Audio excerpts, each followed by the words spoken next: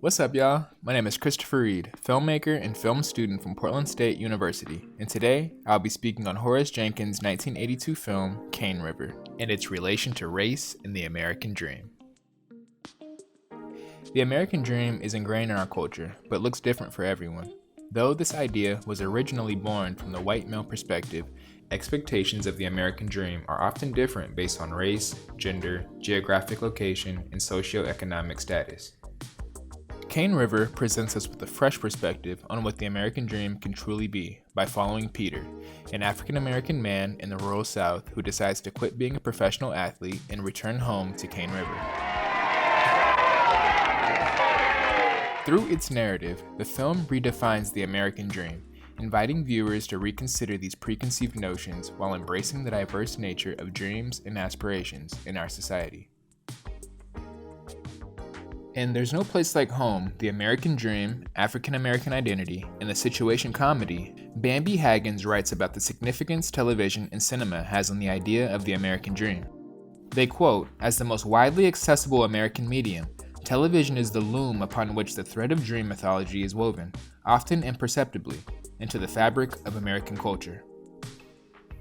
This essay argues that the American dream portrayed in television shapes national identity and ideology, especially among African American viewers. With that said, stereotypes often influence our expectations of the American dream, but this couldn't be further from what the dream truly is. According to Jennifer Murdoff from Botanica, the American dream is the idea that the United States is a land of opportunity that allows the possibility for upward mobility, freedom, and equality for people of all classes who work hard and have the will to succeed. They mentioned that the roots of the dream were originated by European settlers whose intent was to escape oppression, poverty, and religious and political persecution.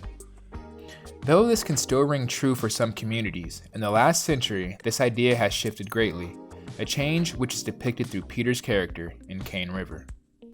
Peter is a man who returns home after deciding he doesn't want to be a professional athlete any longer and resultantly experiences pressure from his community.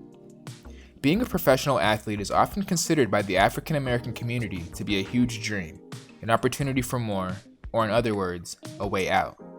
So when Peter returns, people are rather confused as to why he wants to leave the big city for life in his small hometown. Could I ask you a question? Sure, man. Anything you want to know.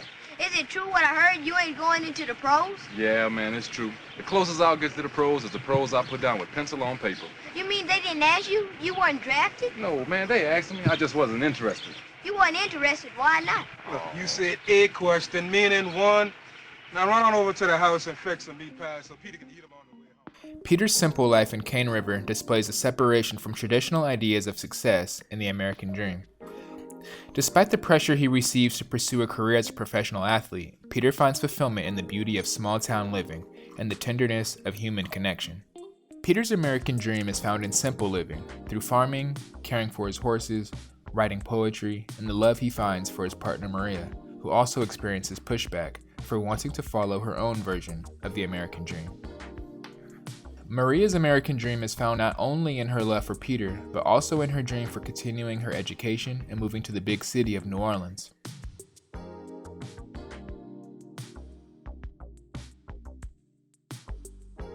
Though Maria's mother and brother are supportive of her decision to leave Cane River, they are not accepting of Peter due to the sticky past of Peter's ancestors. Well, so what if he's a Matoya? Girl, you supposed to be so damn smart, you don't know nothing. You've been reading a book and they've forgotten people what's about them twice. You don't know what's wrong with him? You big dummy. What's he talking about, Mama? What's he talking about, Mama? Girl, you know you read, but you don't know what you read. I read the book when you had it over there by the couch. And the little bit that I read told me that them Matoyas don't have no need, no use for no folks like us. Bull. No, they ain't akin to us. They say they're special. Call themselves the people. And not only that, they enslaved us, girl. Man, that was over 200 years ago. Who cares about that? 200 years ago? Where's the book? I'll show you. It's at work. I left it at Her family is stuck in a mindset that has been ingrained in their DNA for decades and stops them from forgiving the past and moving forward. This makes me wonder, what is her family's American dream? In Richard Brody's New Yorker review of Cane River, they mention that the drama of Cane River is embodied in the concept of independence, Here, specifically that of African Americans and of women, which is inseparable from a confrontation with and an overcoming of the burdens of personal and collective history. This quote expresses not only the theme of Cane River, but the ultimate idea of the American dream. How can African Americans evolve and develop independence despite the harsh history they have endured? And your folks, the Matwayas, they collaborated with the Confederate Army. And to make it even worse, you Creoles down there on Cane River, you don't even identify with us blacks. You think you're something special. You call yourselves the people or something like that. At least that's what my brother says. Wait a minute. Look, I don't know nothing about what happened way back then. All my kinfolks owning slaves all collaborating with the Confederate Army.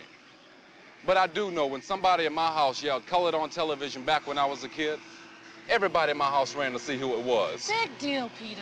Well, it was a big deal.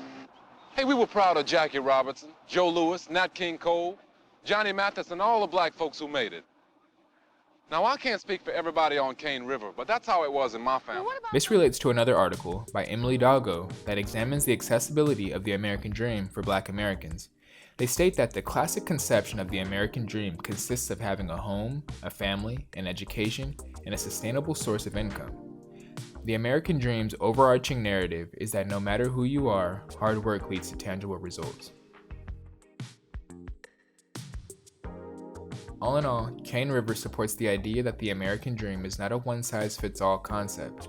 Though society may find value in material things and external validation, Peter is fulfilled by the richness of everyday life, the land, the beauty of poetry, and the tender touch of human connection.